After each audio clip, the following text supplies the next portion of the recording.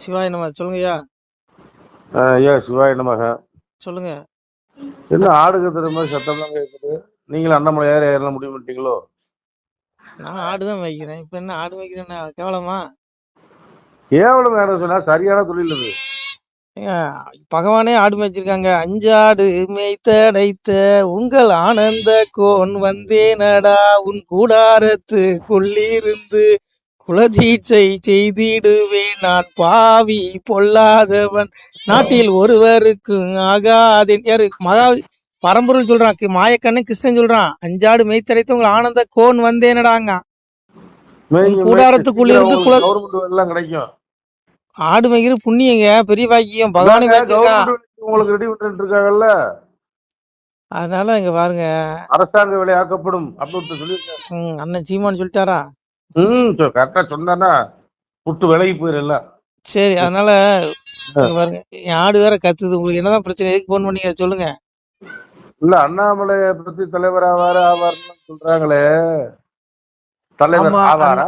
ஆமா ஐயா, அண்ணாமலை மீண்டும் தலைவர் ஆனாதான் உருப்படும், இந்த கட்சி உருப்படும். இப்ப என்ன சந்தேகம்? நான் ஒண்ணு புரிஞ்சுக்கோங்க. இன்னைக்கு ஓட்டு போடுறது மக்கள் யாரும் இன்னைக்கு பிஜேபி தமிழ்நாட்டுல ஓட்டு போடணும்னா ஒண்ணு மோடி முகத்துக்காக போடுறது, பிஜேபி காரன் போடுவான். ஆனா இன்னைக்கு பிஜேபிக்கு 90% ஓட்டு போட போறது மாற்று கட்சியில இருந்து வந்தவன். அதிமுக, திமுக, இப்படி எல்லா கட்சியிலயும் உள்ள மாற்று கட்சியினர் வந்திருக்காங்க. நிறைய பேர் வெளியில இருந்து ஆதரிக்காங்க. அவங்க எல்லாம் அண்ணாமலை முகத்துக்காக கண்டிப்பா ஓட்டு குத்துவாங்க. புரியுதா உங்களுக்கு? அதனால அண்ணாமலையின் சேவை இந்த பிஜேபிக்கு தேவை. கடந்த காலங்களில் ஒத்த ஓட்டு பாஜகன்னு கேவலப்படுத்துறானுங்களா இல்லையா? சொல்லுங்க சொல்லுங்க. 2019 பாராளுமன்ற தேர்தலில் நான் போட்டி போட்டேன். சரியா? நான் போட்டி போடும்போது எனக்கு 1184 ஓட்டு விழுந்துச்சு. சரி, புரிஞ்சுக்கோங்க. இத்தனைக்கு நான் ஒரு பிரச்சாரத்துக்கு போகல. இத பெருமையா சொல்லல. அப்ப மக்கள் இப்ப ஓட்டு போட்டாங்க. சரியா? அதனால இங்க ஒண்ணு புரிஞ்சுக்கோங்க. இங்க முன்னைக்கு பிஜேபிக்கு ஓட்டு போட போறது யாரு? 10% பாஜக, 90% மாற்று கட்சியில இருந்து உள்ளவங்க தான் ஓட்டு போட போறாங்க. இப்ப அண்ணாமலை நீக்கினதுனால, தலைவர் பதவியிலிருந்து நீக்கினதுனால அந்த விரக்தி, அந்த ஒரு ஓட்டு பிஜேபிக்கு வராது. எழுதி வச்சுக்கோங்கண்ணா. உண்மை இது. உங்களுக்கு கசக்கும். உண்மை எல்லாத்துக்கும் கசக்குது. சொல்லும் போது நிறைய பேருக்கு வருத்தமா இருக்கும். வருத்தப்பட்டாலும் கவலை. இதான் உண்மை. நீங்க என்னமோ இன்னைக்கு இவ்வளவு ஓட்டு வந்தது எல்லாமே பிஜேபி காரன் போட்டா நினைச்சிட்டு இருக்கீங்களோ? கிடையாது. பிஜேபி காரன் 10%, 90% மாற்று கட்சியில் உள்ள மக்கள், அண்ணாமலையை பிஜேபியில அல்லாதவர்கள், பிஜேபியில இல்லாத வெளியில இருந்து ஆதரிக்கக்கூடிய நபர்கள் தான் இன்னைக்கு பிஜேபிக்கு ஓட்டு போடுறாங்க. சொல்லுங்க, அவருக்கு என்னங்க? அவரு பாருங்க, செவனேன்னு இருந்து பாரு மனுஷன். அவரே சொன்னாரு, நான் பாட்டு இனி என்ன எனக்கு இந்த பதவி வெங்காயம் மாதிரி, நான் பாட்டுக்கு போய் என் ஆடு மேய்ப்பேன்னாரு. அவருக்கு என் ஆடு கத்திட்டு கிடக்கு. இரு வரேன். அதனால புரிஞ்சுக்கணுங்க. பாருங்க, ஆடு கத்து கேக்குதா? ஆடு கத்துறது கேட்டதுனாலதான் கேட்டேன். என்னங்க ஆடு கத்துது? அது ஆளு கொஞ்சம் தள்ளி வந்தாலே கத்திருந்து. அப்ப அழுத்துட்டு போன மேய்ச்சலுக்கு. சரி, புரிஞ்சுக்கணும். அதனால இங்க பாருங்க, அண்ணாமலை மீண்டும் தலைவரானா பிஜேபி உருப்படும், மீண்டும் உயிர்த்தெழும். இப்ப இருக்குதானே தெரியாத அளவுக்கு இருக்குது. புரிஞ்சுக்க. எதை நம்பி இவங்க எடப்பாடி கூட கூட்டணி வச்சாங்கன்னு பாருங்க. எடப்பாடிக்கு ஓட்டு எத்தனை ஓட்டு விழும்? 100 ஓட்டு விழுறதே சந்தேகம் தான். மீதி பிஜேபி அதிமுக ஓட்டு மொத்தமா அண்ணாமலை பின்னாடி வந்துருச்சு. இவங்க தவற விட்டுட்டாங்க. அதாவது அதிமுக தொண்டர்கள் 90% அண்ணாமலைஜியை ஆதரிக்க ஆரம்பிச்சிட்டாங்க. அந்த ஓட்டெல்லாம் வந்துடும். அப்புறம் எதுக்கு எடப்பாடி தேவையில்லைங்க உங்களுக்கு? இவங்க ஏதோ ஒண்ணு தப்பு கணக்கு போட்டாங்கன்னு நான் நினைக்கிறேன். எப்பவும் போல தப்பு கணக்கு போடுறாங்க. யாருக்கு எந்த பதவியை கொடுக்குன்னு தலைமைக்கு தெரியாது. மத்திய தலைமைக்கு பிஜேபியில உழைச்சி செருப்படி வாங்கினவன், பிஜேபிக்காக வேலை செஞ்சு படுகொலை செய்யப்பட்ட குடும்பங்கள் தமிழ்நாட்டில் நிறைய இருக்கு. அந்த குடும்பங்கள் யாருக்காவது ஒருத்தருக்கு கவர்னர் பதவி கொடுக்கலாம். அந்த குடும்பத்துல யாருக்காவது துணை ஜனாதிபதி பதவி கொடுக்கலாம். அதெல்லாம் கொடுக்க மாட்டேங்கிறாங்க. திமுக புகழ் பாடுறவங்களுக்கு தான் எல்லா பதவியும் கொடுக்குறாங்க. அதனால நானும் இன்னையிலிருந்து திமுக புகழ் பாடலான் இருக்கேன். நீங்க என்ன நினைக்கிறீங்க? திமுக வாழ்கன்னு சொல்லிடுவோமா? ஏன்னா திமுக ஆதரிக்கவங்களுக்கு தான் இங்க பதவியே கிடைக்குதுங்க. சொல்லுங்க, திமுகவை ஆதரிக்கவங்களுக்கு தான் இங்க பதவியே கிடைக்குது. அதனால நானும் நீ திமுக வாழ்கன்னு சொல்லிடலாமா? சொல்லுங்க. என்னையா இது? என்ன நினைச்சிட்டு இருக்காங்க எனக்கு? நான் என்ன சரி, வேலை செய்யணும் கூலியை கொடு. நான் என்ன கேக்குறேன்? எல்லா கட்சியிலையும் வேலை செய்யணும்னு கூலியை கொடுக்கான். இங்க மட்டும் தான் தலைகீழ இருக்குது. பிஜேபி துண்டை தோல்ல போட மாட்டான். தோல்ல போட்டா அது கேவலமா நினைப்பான். சும்மா அவனுக்கு தான் அங்க பதவி, பெரிய பெரிய பதவியெல்லாம் கொடுக்குறான். இங்க தொண்டர்கள், நான் என்ன சொல்றேன், தமிழக பிஜேபி பொறுத்தவரையில சொல்லு. தொண்டர்கள் மட்டும்தான் இந்த கட்சி ஆட்சியை பிடிக்கணும், நல்லபடியா நம்ம தனித்து தாமரை மலர்னு நினைக்கிறான். மீதி எல்லா தலைவரும் என்ன நினைக்கிறான், எந்த கட்சியில வேணாலும் கூட்டணி வை, எனக்கு சீட்டை கொடு, நான் எம்எல்ஏ ஆகணும், மந்திரி ஆகணும், எனக்கு கவர்னர் ஆக்கிரு. இதான் ஒவ்வொரு தலைவரும் நினைச்சிட்டு இருக்கான். பெரிய சுயநலவாதிங்க. ஒன்னா நம்பர் சுயநலவாதி இருக்க கட்சி பிஜேபி தான். இது அண்ணாமலைக்கே தெரியும்யா. அண்ணாமலை கையில ஒரு சாட்டை கொடுத்து வச்சு வெளுன்னு வெளுத்துருவாரு. ஏற்கனவே வெளுத்தாருல, அந்த மாதிரி வெளுத்துருவாரு. நான் சொல்றது இந்த மாதிரி புல்லுருவிகளை சொல்றேன். அதனாலயா ஒண்ணு இங்க பாருங்க, அதாவது அவர் பேசாம ஆடு மேய்க்க போயிடலாம். பகவானே ஆடு மேய்க்க புண்ணியமான தொழிலுங்க. எங்க அப்பா சொன்னா, செடி களைத்து வேட்டையாடி தெளிந்த முயல் பிடிக்க வந்தேன், அதிகமுள்ள வெடிகள் கொண்டு அவனுக்கு வைத்து சுட்டிடுவேன், பழிபாவம் செய்திடுவேன், பார்த்து இருங்கோ கொஞ்ச நேரத்துல. ஆத்மாவை தேடுங்க. எங்க அப்பா பரப்பூர் மாயகிருஷ்ணன் என்ன சொல்றான், அந்த ஆடு மேய்ச்ச கண்ணன் சொல்றான், சரி பிள்ளைகளே செடி களைத்து வேட்டையாடி தெளிந்த முயல் பிடிக்க வந்தேன். அதாவது நல்ல ஆத்மாக்களை, நல்ல பிள்ளைகளை மோட்ச வீட்டுக்கு, என்னுடைய உலகம் அழியாத உலகத்துக்கு முக்தி கொடுக்கறக்க அழைக்க வந்தேங்க. அந்த பரமல் ஆடு மேய்ச்ச மாயக்கண்ணு சொல்றான். அண்ணாமலை ஆடு மேய்ச்சிட்டா இருக்க, ஆடு மேய்ச்சங்க. ஒருவேளை இவர் மாயகிருஷ்ணனுடைய அவதாரமா இருக்குமோன்னு எனக்கு சந்தேகமா இருக்குது.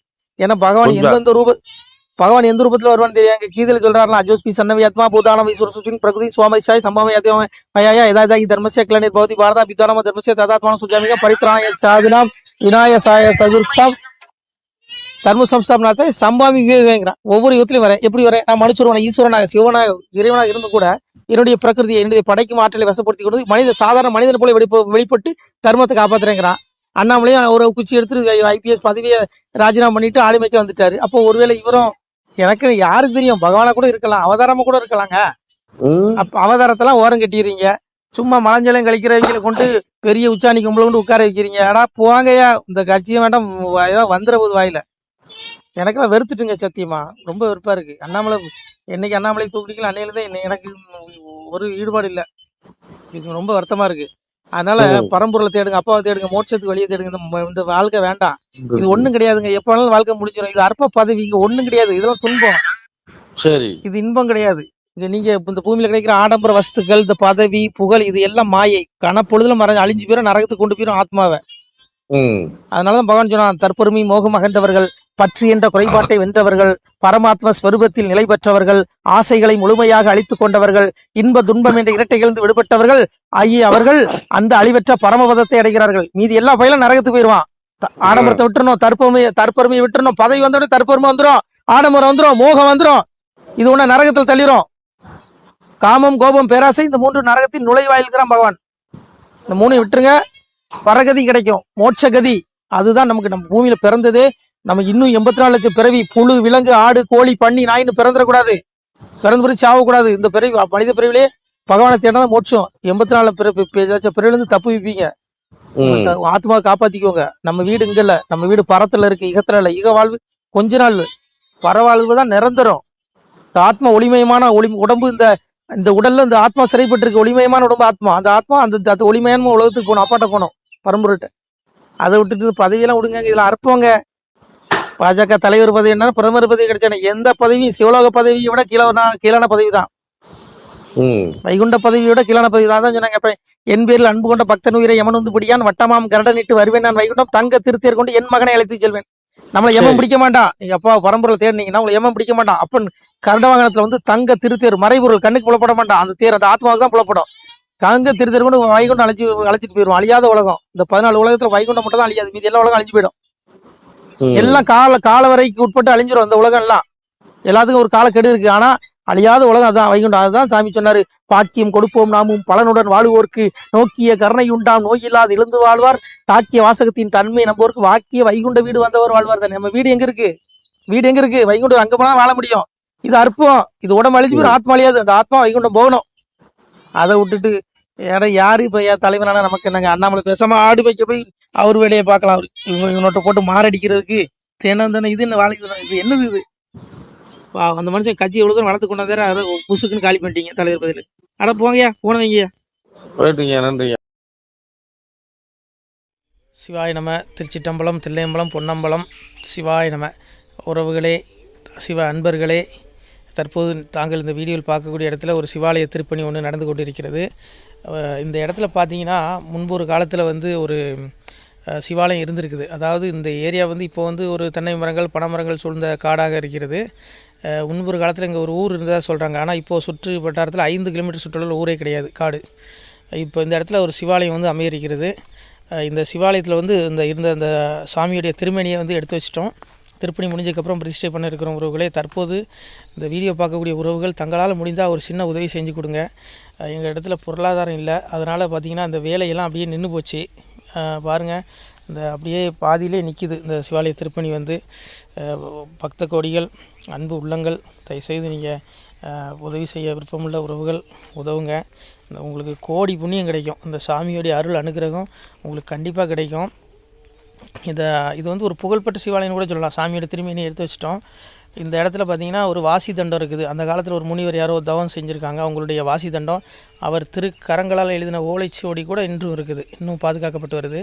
அது கோயில் திருப்பணி முடிஞ்சதுமே அதையும் நாங்கள் அந்த வழிபாட்டுக்கு வச்சுடுவோம். இந்த சிவாலய திருப்பணி வந்து சாமி திருநாமம் வந்து முக்தீஸ்வரர் அப்படிங்கிற திருநாமத்தில் வழங்குறாரு. நெல்லை மாவட்டம் நாங்குநேரி தாலுகாவில் இந்த சிவாலயம் அமைய இருக்கிறது உறவுகளே. இந்த வீடியோ பார்க்கக்கூடியவங்க ஒரு 2 பேருக்காவது கொஞ்சம் ஷேர் பண்ணுங்கள். இந்த வீடியோ பார்க்கக்கூடிய யாராவது ஒரு சின்ன உதவி செஞ்சால் இந்த ஆலய திருப்பணி வந்து கண்டிப்பாக நாங்கள் வெற்றிகரமாக முடிச்சுடுவோம். பாருங்கள், அந்த வேலை எல்லாமே அப்படியே நிற்கிது. கல்லெல்லாம் இறக்கி போட்டிருக்கோம். இன்னும் நிறைய கற்கள் தேவைப்படுது. சுவாமியோடைய அந்த திருக்கோபுரம் பார்த்திங்கன்னா லிங்க வடிவிலே அமைக்க இருக்கிறோம். உதவுங்கள் உறவுகளே. உங்களுக்கு அப்பா சிவபெருமானுடைய அருள் நிச்சயம் கிடைக்கும்.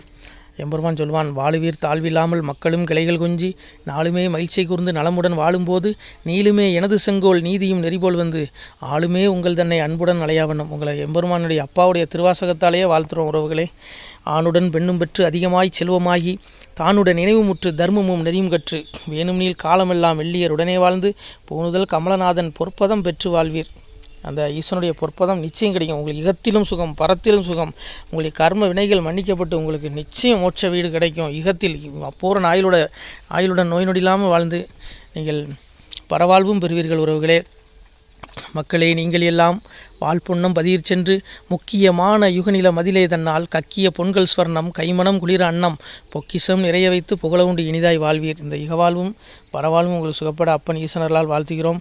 இந்த திருப்பணிக்கு உதவி செய்ய ஒரு ஜிபே எண் சொல்கிறோம். இந்த எண்ணில் நீங்கள் உதவலாம். நீங்கள் இந்த எண்ணிலேயே நீங்கள் தொடர்பு கொள்ளலாம். ஜிபே, ஃபோன்பே, வாட்ஸ்அப் எல்லாம் இந்த நம்பர் தான். 93 85 44 31 06 93 85 44 31 06. இந்த எண்ணில் நீங்கள் உதவலாம், தொடர்பும் கொள்ளலாம். வாட்ஸ்அப்பு இந்த எண்ணு தான், ஜிபே இந்த எண்ணு தான் உறவுகளே. முடிந்தளவுக்கு 2 பேருக்காக ஷேர் பண்ணுங்கள். இந்த வீடியோ பார்க்கக்கூடிய யாராவது ஒருத்தர் சின்ன உதவி, நீங்கள் வந்து பெரிய அளவில் செய்யணும் கூட, நீங்கள் ₹1 நீங்கள் தந்தாலும் மனசார வேண்டி ஏற்றுக்கிறோம் உறவுகளே. உதவுங்கள். முடிஞ்ச அளவுக்கு கொஞ்சம் ஷேர் பண்ணுங்கள். நன்றி. சிவாய நம. திருச்சிற்றம்பலம், தில்லையம்பலம், பொன்னம்பலம். உறவுகளே, நம்ம இந்த இடத்துல வாழ்ந்து மறைந்த ஒரு சித்த மகாபுருஷர் பயன்படுத்திய பல 100 ஆண்டுகளுக்கு முன்பு உள்ள வாசி தண்டம் ஒரு சித்த மகாபுருஷர் பயன்படுத்தியது. அவர் திருக்கரங்களால் எழுதிய அந்த ஓலைச்சுவடி கூட பாருங்கள், இன்னும் பாதுகாக்கப்பட்டு வருது. இந்த சிவாலயம், நம்முடைய அந்த சிவாலய திருப்பணி முடிந்ததுமே எம்பெருமான் அவர் எழுதிய அந்த சிவனை பற்றி புகழ்ந்து எழுதிய அந்த பாடல் வரிகள் இதில் இருக்குது. இந்த வாசி தண்டம் அவர் பிரதிஷ்டை செய்த அந்த லிங்க திருமேனியையும் இந்த இடத்துல நாம் இந்த ஆலயம் கட்டி நாம் பிரதிஷ்டை செய்திருக்கிறோம். அனைவரும் இந்த ஆலய பிரதிஷ்டைக்கு கண்டிப்பாக வரணும். முடிஞ்ச அளவுக்கு வீடியோ பார்க்குறவங்க உதவி பண்ணுங்கள் உறவுகளை. பொருளாதாரம் இல்லாமல் திருப்பணி நின்று போச்சு. முடிஞ்ச அளவுக்கு ஷேர் பண்ணுங்கள், உதவுங்க. நன்றி. நம சிவாய. திருச்சிற்றம்பலம், தில்லையம்பலம், பொன்னம்பலம். இந்த புண்ணிய பலன் தங்களுக்கு கோடான கோடியாக வரும் உறவுகளை. நம சிவாய.